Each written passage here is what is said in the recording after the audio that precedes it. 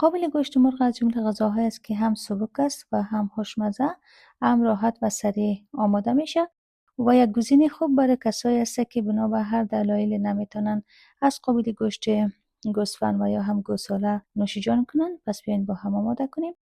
روغن اضافه میکنیم، زردکای خلال شده و ایره زردکا رو خوب سرخ میکنیم. کشمش خود اضافه میکنیم، کشمش رو هم که سرخ شد جدایش میکنیم. کم نمک به خاطر که روغن نپره. مرغ خود اضافه میکنیم، برای 1 دقیقه سرخ میکنیم. نیم زردک خلال شده به خاطر که برای قابل ما خوب رنگ میده. پیاز، نمک، زیره، میخک، کمی هل و اینا رو خوب با هم سرخ میکنیم. آب جوش خود اضافه میکنیم و برای 15 دقیقه سردی آتش میبندیم تا اینکه گوشت ما نرم شود.